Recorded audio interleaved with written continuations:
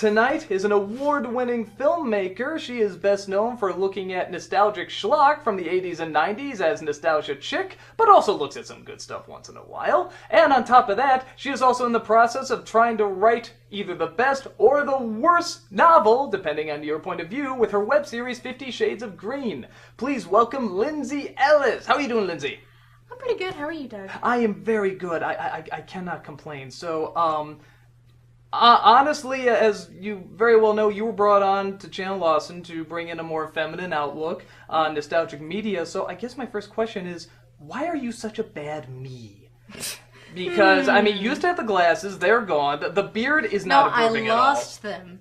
There's a difference. You lost it, because that took away, like, 50% me. Yeah. I am that guy with the glasses. No, so no, it was a different affect, though. It was like the sexy librarian. You're not the sexy librarian.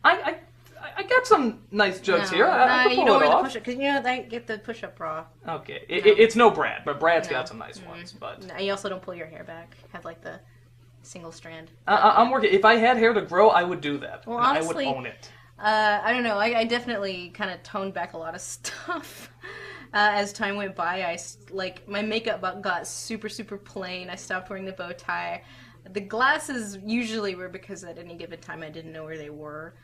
Except for, like, at first, because they were reading glasses, I'd pop the lens out because of the glare from the lights. You were trying to fake nerd it, weren't you? No, I do wear glasses, but, like, those glasses I had to pop the lenses out because the lights reflected in them. And then I lost those, and I got another one. I just lose the hell out of everything. And, like, I went through, like, 3 bow ties before I said, fuck it, no more bow tie. I don't lose my hair, so I kept the pigtails. But the reason I'm such a bad you is because I'm not you. I was not raised as a boy, and we weren't really raised watching the same things, and we don't have the same perspective on them. Therefore, I make a pretty piss poor you. But surprisingly, even 5 years on, I still get shit about that.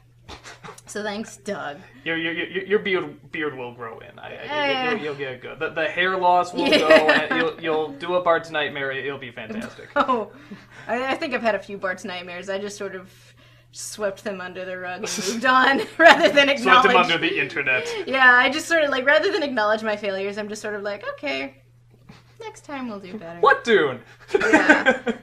Oh, we could talk about that if you want. I got more interesting questions in my opinion, because Dune is a boring ass movie. No, it is a boring ass movie, but I do have I do have legitimate reasons for why I felt bad.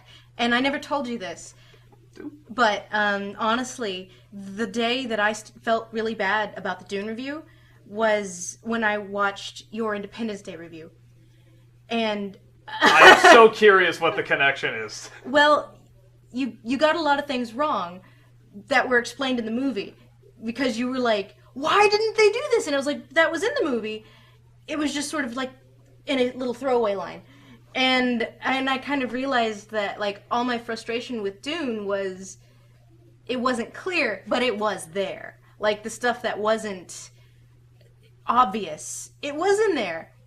It was just not, it was told in its little David Lynchy way. Even if you had read the book, like, because, you know, in the, like, I didn't know what the vagina monsters were, because in the book, they were just dudes that were ugly and fat, but they were human. And then the vagina monster is supposed to be human. And I didn't realize that thing in the tube was the same thing as the Spaceful things. It's been forever since I've read this book. I still hate it, by the way. Well, I'm so glad that my botch up has cleared the way for your botch up. No, it really kind of humbled me. I'm so glad my big ass mistake humbled you. I think that's important, because I mean, when I watch stuff like, because I mean, like, Red Letter Media, I'm a big fan of them, but they get stuff, like, sometimes they'll say super sexist stuff, or sometimes they'll just get something completely wrong, or they'll just, and, like, I'm still a big fan of theirs, but they get shit wrong. And it doesn't, like, because I remember there were times in my life when I'd see something make me so mad when someone got something wrong. And I understand that impulse. So I after that I was like, it wasn't so much that I, like, was super wrong as I just wasn't paying close enough attention. And then I did more, and I still really disliked Dune, but for basically the same reasons. But But now you get the reasons right. I would just say, like, I think I disrespected it for stupid reasons that were based in my not paying attention. Now, you got into film reviewing very much of the attraction of wanting to make films. What is the attraction of both? What is the attraction of seeing films and making films? Are they entirely different, or do you feel they're actually pretty similar? I've met a lot of people that kind of go both ways on that. I started in academia. I never, like, I mean, I guess I kind of did, like, the doofy little high school movies thing, but, when I was in college, I only did academic stuff. Like, I only did film history and film criticism and film theory, and, it was weird because we did overlap some with film production kids, and they hated it. Like, they hated the film theory stuff. They just did not understand, like, why do we need to have a context for the things we like? Why do we need to look at film as art? Why do we need to understand their sociological context? And I guess it was like I knew that first before I knew production. Because, I mean, like, I was always interested in it. Like, I'd, like, watch the DVDs, the behind-the-scenes stuff. Like, especially the Lord of the Rings DVDs with, like, all the stuff about sound design. They show what, like, they get for lunch. They show everything on those DVDs. And I thought that was awesome. And I guess, like, by the end of college, I was like, maybe someday. And, then after getting fired, I was like, now. Now is the time. Because, it was 2008. If that tells you anything. 2008. The job market was not good. It was basically like sort of my core understanding of film. And I was also writing a lot at the time. Like, I feel like writing, even prose, like novels. For a second, I thought you said rioting. I had to hear that again. I was like, you were rioting a lot, just breaking the windows, you know. Just... I mean, like, no one had any jobs, so we just go loot on the weekends. It's fun, very underrated. Yeah, but, I mean, basically, like, to me, it was, like, understanding story structure was, like, it's one thing to understand it in, like, a theoretical land, but understanding it, you really kind of have to do it. And I didn't really understand that until, like, I was doing it a lot, like, at the end of college, and then after that, and then I went to film school, basically, out of, like, not really knowing what else to do with my life. And I wouldn't say, like, my hesitation had anything to do with lack of passion, it had everything to do with money. But that's another story. So, I guess it's sort of like a Venn diagram sort of thing, because to me they're very interconnected, but to a lot of people they're not. Obviously, you review a lot of things, and not necessarily all negative. You talk about positive things as well. In your opinion, what is the job of a critic? I don't know. Do you think we're critics? I didn't ask if you were a critic. I said, what's the job of a critic? You're putting words in my mouth. Okay, let me think. What is the job of a critic? Again, I feel like there's this sort of overlap. There's, like, the entertainer, there's the entertainment critic, like Roger Ebert sort of pioneered that with, at the movies. And then there's the academic, who puts the films in their context. And I feel like there's this sort of, like, this Venn diagram of these three things. And ideally, a critic should be right in the middle. You should be the critic, you give your opinion. You should be the academic, you have an education to back that up, and you should be an entertainer, you do this in an entertaining way. And I think, personally, and obviously I get a lot of pushback on this, I feel like context is important. Your sociological context, your media context, your even technological, especially, and budget. Oh God, don't get me started, girl. But boy, I think that ideally that would be the answer, but it's not always easy to hit all three, and I certainly fail in some cases. Well, what is the toughest part when you're putting together any sort of production, whether it be a review or a film, a short film, whatever? It really has to do with the production, honestly. Like, in my experience, the people you work with is a biggie. How much money you have is a biggie. How much time you have is a biggie. I would say the people is the biggest. And how well you jive with them. And Is there drama? Drama really hurts a production, especially like I mean, this isn't limited to student films. Like every production has the potential for drama. Christian Bale has taught us that. A few Russell Crowes here and there. But money is also a biggie, and trying to keep things under your budget. And like, I want it to look this way. But I guess also just it really kind of depends on how much of a perfectionist you are. Like, because like my documentary, I even to this day, I can't even watch it. And it's not because of the subject matter. It's because it's just so flawed in my view, and I'm just like, well, several awards disagree with you. There are only like 2 or 3. Only 2 or 3, you know, with all the other 2 or 3 award-winning documentary shorts. Oh, there were many more, but it's like, you know, it really kind of depends. It really depends on the production, and also the director and what they want. And like in my case, there were producer issues. But I've also worked with producers that were just great, and they were just, what do you want? I will help you. I will just work so hard for it. So I'd say the people. The answer is people. All right, then cross off all that other stuff. People. Yes. Blah, blah, blah, blah. Hour later, people. People. It all comes back to people. It really does. It's all about well, I mean, film is collaborative, and like if you jive with people, it's going to be much easier. It might not be better. Like, some of the best movies ever have come from, like, incredibly strained productions. Like, you know, all half of Kubrick's movies or the first Star Wars. But, you know, at the same time, do you want to have a good product, or do you want to be miserable, you know?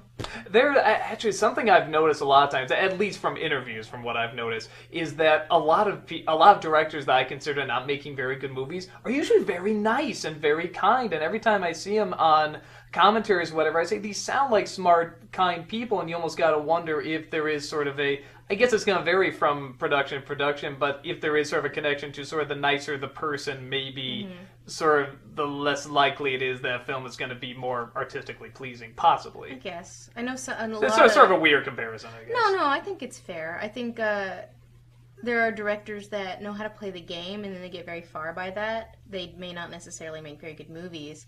And then there's the directors that know what they want, and what they want might be terrible.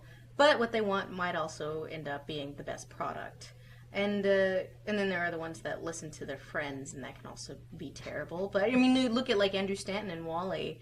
Like, that movie would have been completely different if Andrew Stanton had complete creative control, because he listened to a lot of people in the process of making it, and that influenced the story. And when you want to look at an Andrew Stanton movie with no input from anyone else, we have one. It's called John Carter. And we saw how that went.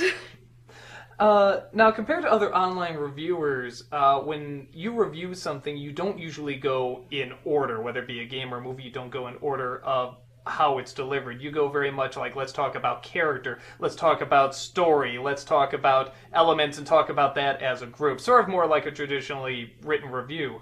Why does that style attract you more than going in order, usually? Well, largely, it's in less violation of copyright law. You shouldn't telling the complete synopsis in the plot unless it's serving a point that you're trying to make. That's not fair use. Although I often fail in fair use. Sorry, fair use gods. It's really hard. I mean, like, because I know fair use pretty well, but it's hard to keep all that shit together. But also just because that tends to be the stuff that I like to watch. You know, like stuff that's more theme driven than just point by point, because you know, like point by point's more Mystery Science Theater-y. And you know, obviously there's a place for that, but I guess I find it more fulfilling when it's more focused. And I guess that's also kind of why it takes me longer to write things, because it's like, well, if I'm going to talk about, I don't know, Mean Girls, what's the theme? So when I talk about Addams Family, it's like, well, what's the theme? Well, obviously it's in this context of shitty family movies from the early 90s, which we had a lot more of back then, because the demographics were different. And so I guess I like to put things in a context, and that lends itself better to essay form, rather than just making it about the movie. And... Very important, the pop. And then this happens. That's what pulls it together, the pop. Yeah. I also kind of perhaps erroneously assume that people have seen the thing I'm talking about. What is the attraction to nostalgia for you, specifically? Nostalgia was originally considered a disease. We are sick people, then. Yeah. I mean, we are anyway, but bringing in nostalgia, that just makes it even worse. I find that very interesting that it was originally considered a sort of disease of the mind that just sort of overtook you in times of stress. And I think that is, in a way, very true, but what they think now is it's actually kind of good for you. Like, it creates endorphins. And because, I mean, like, I find that I do that, too. Like, sometimes I'll get, like, really nostalgic. Like, a few weeks ago, I was just really depressed, and we started talking about Phantom. And so we'd get, like, really into Phantom, and we watched, like, the Phantom live at Albert. We'd make these jokes, and because, like, Phantom is super nostalgic for me. But at the same time, I feel like when you're nostalgic for something, you're completely irrational about it, you know? And I see that, and I find that so strange all the time when people, like, no, Ninja Turtles was the greatest thing yet. Like, no. I love it, but I know it's crap. Like, yeah, like, no, Transformers was, like, no. Like, guys. And people get, like, they kind of attach their identity to it, and, like, it sort of, like, exists in this haze of magical childhood, which is just not reality. And so I find that sort of dichotomy of, like, haze of magical childhood versus what it fucking was. Like, in the case of Transformers, it was literally a commercial because regulation laws changed when Reagan got elected. And so basically children's programming changed dramatically in the early 80s, which is why we had so many TV shows that were based on toys, which we didn't have in the 70s. And so I find that very fascinating when you sort of look at, like, wow, it was awesome when I was, like, 2. And now it's like, oh, there's a big adult world context for it. So I find that sort of, like, clash. But a lot of people hate that. You're like, no, but my beautiful childhood. Like, yes, die, beautiful childhood. What, since you brought up, you actually reminded me of this. Now I have to ask, because I know the answer, but I want everyone else to know. How did you, Lisa, and Nella meet? Oh, yeah. Let's see. I clawed tooth and nail to get my dad to buy me a computer. Because we were, like, one of the last families in the country to get one because he was such a neo-Luddite. And when he did, this was also the summer that I got super into Phantom, speaking of which. No matter how much you try to explain it, it's not going to sound cool. You still have to come to the incredibly nerdy. Okay. So the very first thing I did when I got into Phantom was I discovered Phantom fan fiction. And I swear to God, I read because basically this Baron was like the year 2000. It was a much smaller internet back then, so I read like every single Phantom fanfic on the internet, and I thought it was just the greatest thing. What's it called? Fanfic? It's fanfic with a PH. Oh, see, fanfic would have been, because then we can say. But I digress. Yeah, Continue. it's hard when you're discussing it, but then again, most of these people never meet in real life anyway. There you go. But so I wrote an essay about this on Shay Apocalypse about the fanfic that I wrote. This glorious, like, this is before I even understood the term Mary Sue. Like, it was the most gratuitous self-insert, and, like, I don't think I had magical powers, but my name was Athena, and I had black eyes like the guitarist from Limp Bizkit, and, How bizarrely specific. Yeah, no, I was super into Limp Bizkit, too. It was weird. And, Phantom Limp Bizkit, they I was together really quite angry, often. and so I met, like, these 4 other girls, named Lisa, Nella, Angie, and Kristen. Kristen we don't talk to anymore. But the other 3, we still talk. We met on the forums at fanfiction.net. And I'm going to be the bridesmaids, and Nella and I are going to be the bridesmaids in Lisa's wedding, and Angie's going to be there too. So, like, we all still... Like, we met between the ages of 13 and 16, you know, depending on who we were. But yeah, so... But it's weird. It's like, yeah, we met on fanfiction.net, and we've been friends ever since. So Phantom of the Opera and fanfiction bring people together. It's true. That was the secret of life. That's what everyone's been missing. Phantom and fanfiction. They should have gone together closer. You gotta hit at the right time, though. Just the right time. Yeah, and move to the right city. Because Nella and I were like, she was like, I want to go to NYU, and I was like, oh, me too. Let's go to NYU. We'll be roommates. sorry. 2 years later, we did.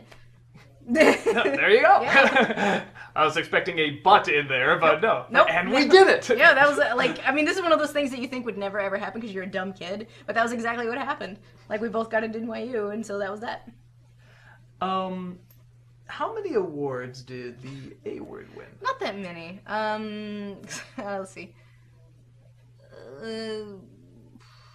Like two and a half. 2.5?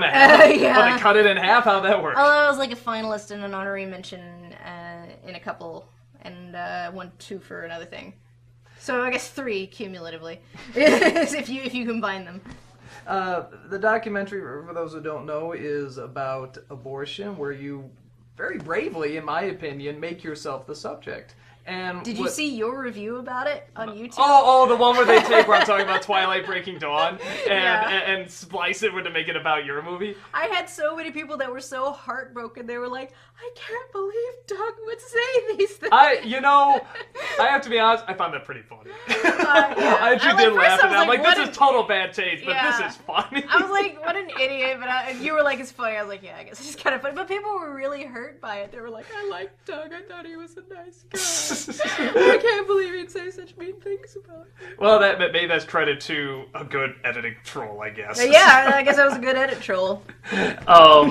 But you make yourself the subject of it, and what I'm always amazed at whenever I see it is that whatever side of the argument you're on, everybody sees the humanity of it, and you can't help but just be struck in the face with it.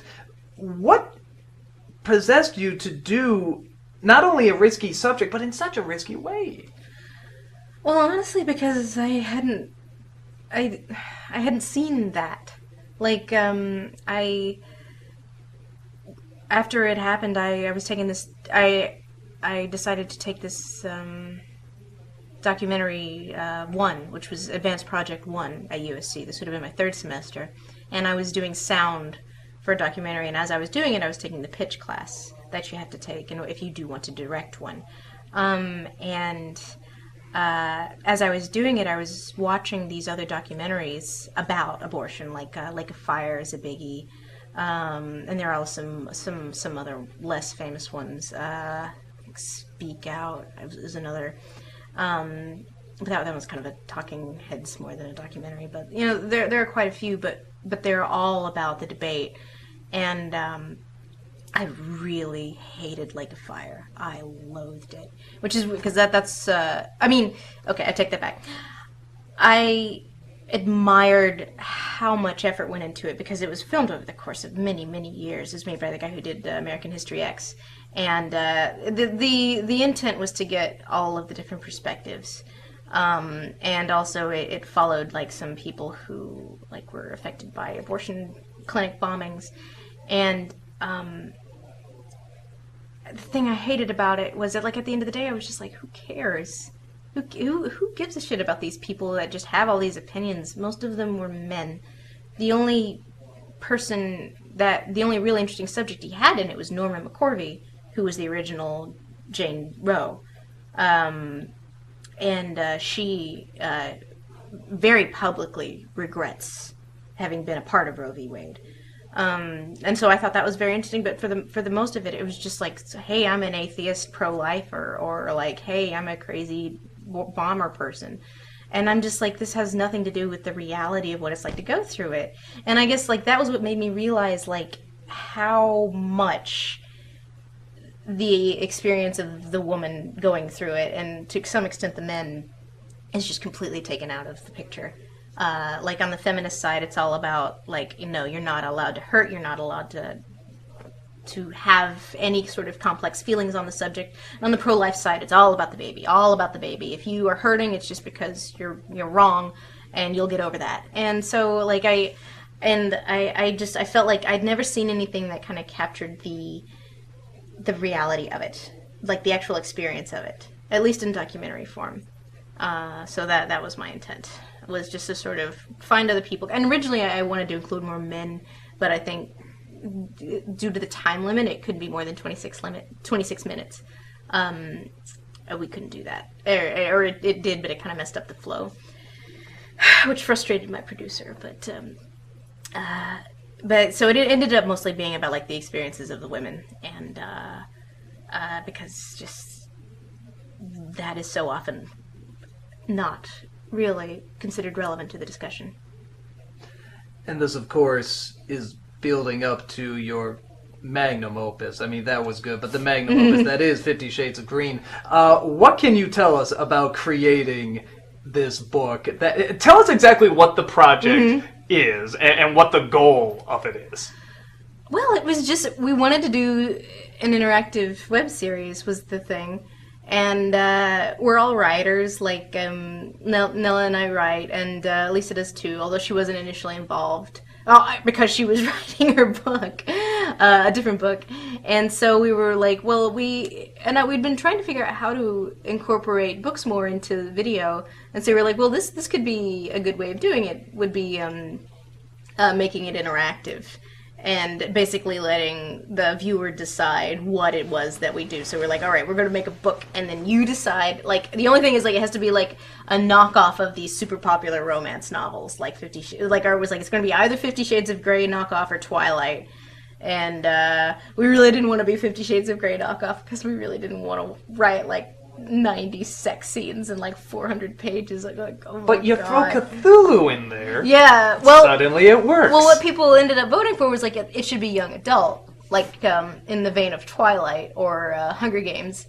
And so we were like, yeah, because originally we were like, all right, it's gonna be like Twilight with aliens, and then the fans were like, no, it should be Twilight with Cthulhu. And so we were like, there we go. And so it ended up being like a lot of fun, like the actual writing process and reading the comments and the suggestions that people had. They were, because originally that started like a year ago on Twitter one night. I was just joking about Twilight with aliens, and then like people were giving me all these suggestions about like I want to kill you with my claws, said Mr. Alien. I knew then it was love. Stuff like that. And it was just so funny. And so that was sort of like we were just like, hey, people are more creative than we are. Let's let's involve them. Why do you feel Cthulhu is so popular right now? This is a character that's been around. His creation has been around for years, but he's huge now. He's everywhere. He's the punchline of any joke. I honestly don't know. He's only in one Lovecraft story, really, and it's pretty short. And for some reason, everybody remembers him. Everybody remembers Cthulhu. I think it must have to do with the role-playing games, which are real big.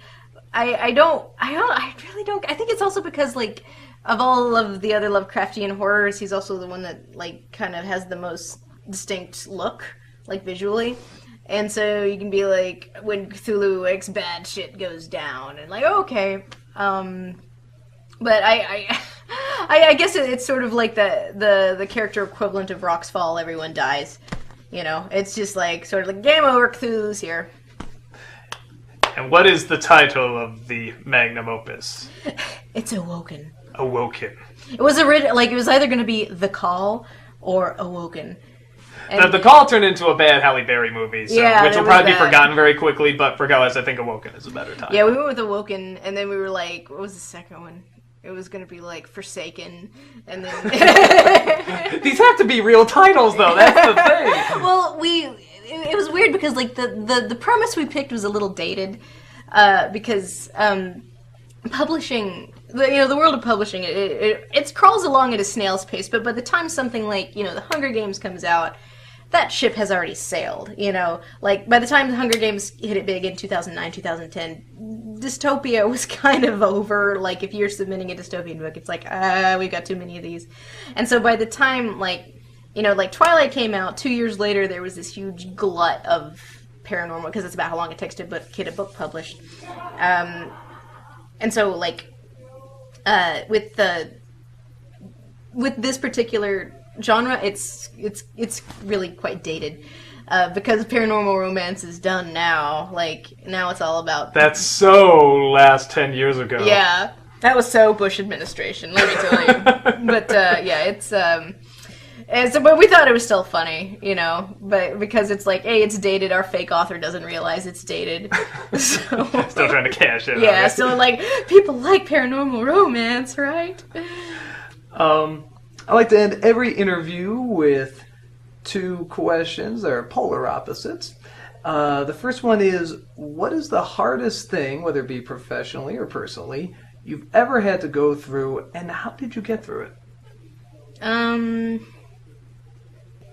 You like to throw those softball questions, don't you? I do! They get great reactions. Well, I think I'll leave the personally one off. Professionally, you know what? Honestly, I have to say querying a novel. Like, it's weird because filmmaking is so nerve-wracking, but it's also collaborative.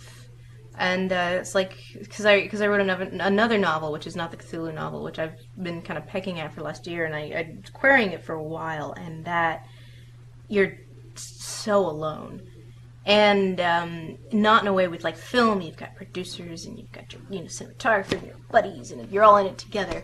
But with novel writing, you're just like on an island, like, I hope somebody likes me. And it's so hard. And the worst part is like no one's got a gun to your head making you do it. You have to do it yourself, or you will have just completely wasted your time. And that. I mean, I know that sounds like completely lame, but honestly, it's like, with all the filmmaking stuff I've done, the collaborative effort ultimately makes it easier because you've always got someone else that's vested in it. But whenever it's just, because another thing about fiction writing is it is like, I feel like I know Stephanie Meyer better than I know my mother. You know, I don't know how you should feel about that. Well, I mean, I think that's true for everyone. I think that's kind of why people are so turned off by E.L. James, is it's so personal. And I think all fiction writing is, just to a certain extent, like fiction writing is way more personal than, say, memoir writing.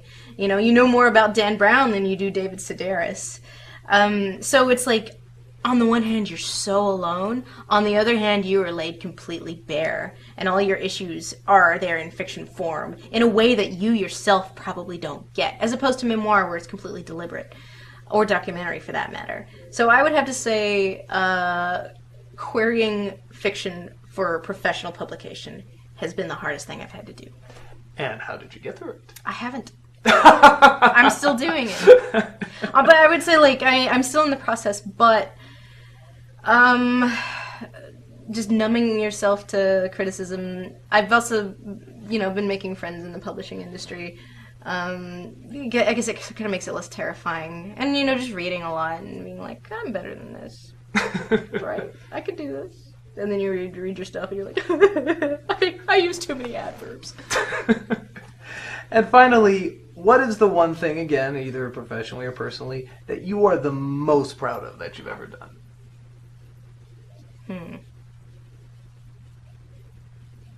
Well, I gotta say, Freddy Got Fingered is up there. The review of Freddy Got Fingered? I feel like that's my legacy. Like, long after my bones have turned to ash, there will be a gif of me getting hot dogs thrown in the face on BuzzFeed. Like, that is my longest lasting legacy. Yeah, well, I mean, I guess I've done some stuff I'm proud of. I'm this type of person that's like, once I put something out there, I'm like, it's the worst. And I never watch it again. Freddy Got Fingered is the least worst. Yeah, it's the least worst of the online stuff I've done. I was proud of that. And also, like, the one I did with Jamie, the Disney Needs More Gay. People responded well to that, so I liked that one. And I've also done some minor stuff that hasn't really seen the light of day that I like. But I guess I'll wait to see if it holds up to the scrutiny of others before I can say I'm proud of it.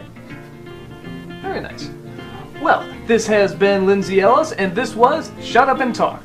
Now, this is where we talk to each other and the music plays over. We're going to act like we're saying all this cool stuff, okay. I know? Yeah. Is it on Facebook? Yeah, that thing. We'll chat about it. It'll be awesome. It'll be so cool. It's going to be so much fun. We're going to be throwing punches and stuff like that. It's going to be awesome and cool. Yeah. Cool.